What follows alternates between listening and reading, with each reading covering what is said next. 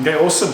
Team, thank you so much. Welcome to the training course. Now, this is the course of training for the interns, right? So every single person joining this business for the first time, I recommend, or ultimately it's compulsory for you to go through this, right? I need for you to understand our A to Z's, and A ultimately starts right here. Okay, I'll go through some slides with you. Okay, most of them will be redundant. We would have already had conversations about this, but I also want you to have the time to have this recording enough for you to go over the information over and over again until it sinks into your subconscious mind, right? I won't divulge too much into that. I just want for you to remember it, to an extent where you can say, or these particular standards off by heart enough that you practice them every single day in the business. Okay. All right. So I'll start off with standards and of course the agent mindset. Okay. So this is ultimately related to the standard that you keep up, because of course you represent us as a brand, Mylandlord and Mandated Property Group. We are doing this together, so I of course expect for you to have the same level of professionalism and the standards in terms of how you again tend to our clients and customers who trust us with their properties, and of course who trust us with their personal information.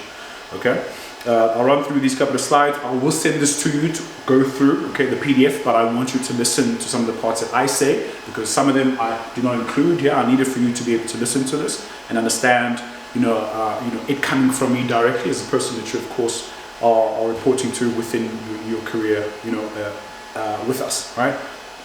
Okay, so understanding our model, of course, I would have gone through how we do business, where we earn commission, and how we get to earn a commission, and one of the most important factors, which is you understanding how to handle people's objections and close transactions to get paid, because you don't get paid if there isn't transaction or an exchange that you are direct cause of, right? So in order for you to be able to be proficient in that, of course you have to understand the objection and the sales training that I pre-recorded before.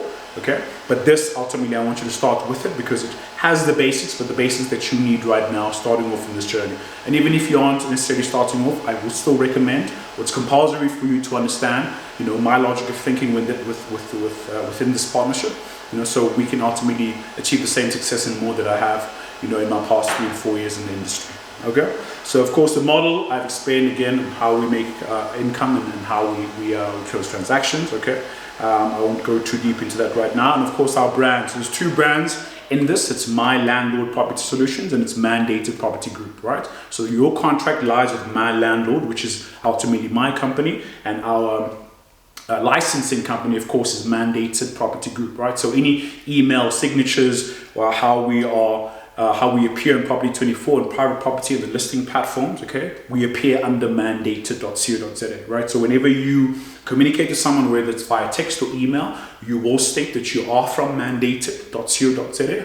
However, of course, this particular branch and team, it's Mylandlord, right? So in the future, we'll go more out in terms of marketing Mylandlord, but right now it's not really necessary. What's necessary is for you to understand how we do business and how you can make this career fruitful for you.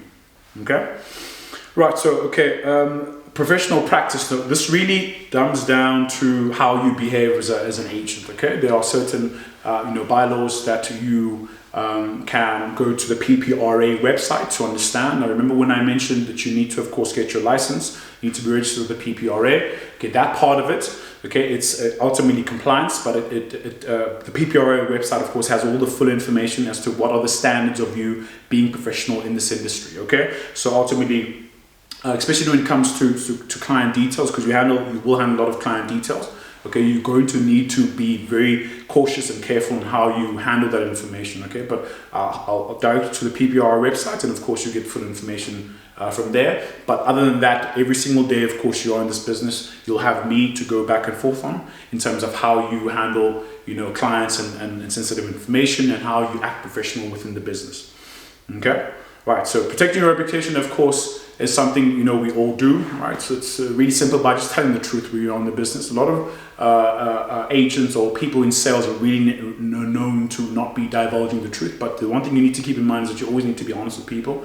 Okay, whether it's good or bad, honesty will always create and keep a good relationship moving forward, right?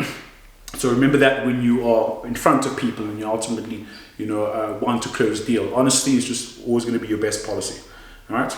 And reporting problems early. Now this is a very big one, because in my career and in my experience, you know, whenever you let an issue sort of continue without you nipping it in the bud, it becomes a bigger problem, you know, in the future. And of course, this can, you know, come from a small interaction as, you know, telling someone that, hey, you know, your application, maybe whatever it may be, could have been the smallest thing. I can't think of it right now, but the point is, you just want to make sure that whatever issue that may arise, you report it to me very early. Okay, even if it isn't an issue, but you're concerned that it may be, tell me. And even if you don't think it is, right, you should be concerned if it may be. Tell me, so that you pass the phase where you may not know or know what a problem is. You ultimately get to a point where you've gone through it so much that you know what the issues are and what they aren't. And you can only understand that by coming to me to ask, you know. So just keep that in mind. Ask questions. I'll always be here to answer them for you. Okay, so structure your day, right? So it's very important that you have a good structure in terms of how and when you do this business. Okay, so for me personally, I never take appointments in the morning, because I prefer to be in my office. You know, this is my office. I need to attend to either emails, calls, get back to people, close certain conversations, etc., etc. So my mornings are really for administration purposes. Anytime after 1 to 2 p.m. is then where I'll be active and go out and conduct a viewing or meet a client, etc., etc. So make sure you have some sort of schedule for yourself in terms of being indoors and outdoors, and making outbound calls, and ultimately being in a position to receive inbound calls, right? And whether you do this, whether it's part-time or full-time, just cater to whatever time you're going to allocate, and make sure that time, it's never just undirected. It's always scheduled in terms of what you do and when, right? So daily calendar use, of course, that's very important, because you always need to and want to set up appointments, you know, 3 or 4 days before the day, right? So you can run up a lot of people to actually be there. Okay, I'll explain a bit more as to how beneficial that is going to be for you. And you always want to plan the next day today. So in the evening, I spend my time in my office, whether it's an hour or less, and I'll plan the next day's task. So ultimately, I give my time to make it early enough today so that I can contact the people I need to contact about tomorrow. Okay, so just keep that in mind. You always want to plan the next day today. Okay, so setting daily activity tasks, so whether it's giving yourself time to make phone calls, or setting the amount of people that you actually want to get in contact with and attempt to close. Okay, it's very important. Then you have you know, a target to get onto. It also helps you ensure that the time that you actually have used efficiently, as opposed to, you know, wandering off with it, you know, and dialing when you believe it's the time for the next call. If you have a 2 to 3 hour time span and you set yourself, you want to call 50 people, you literally spend the time picking up the phone and dialing, which is very important, right? So set daily targets and take complete ownership. So I want to go a lot more in this, but I also want you to consider the training we had. Sorry, someone's trying to get a hold of me, but I won't care much of them. I think if anything, I just want you to keep in mind that whenever it's time for you to make contact with people, I'll leave this part for the sales and handling objections, but you want to take ownership of the call, you want to take ownership of the flow of the call, you want to take ownership of people's responses, so that you know how to handle them in a manner in which it's going to help you close that particular, you know, objection, or close that interaction enough for you to get business, because that's what you want, right? You're always calling out, or you are operating right now, whether it's you contacting a landlord or a seller, or you ultimately contacting someone who's a tenant or someone who wants to buy a property from you, but you're always ultimately in the position where you want to take ownership of that interaction so it can benefit you, okay? I'll leave you with this particular philosophy. Success is not an accident. Outstanding property practitioners engineer their careers daily through deliberate structures, elite standards, and absolute ownership of every result. And that's exactly what I just mean by you taking ownership of every single part of your business. Right? Let's move on to the next slide.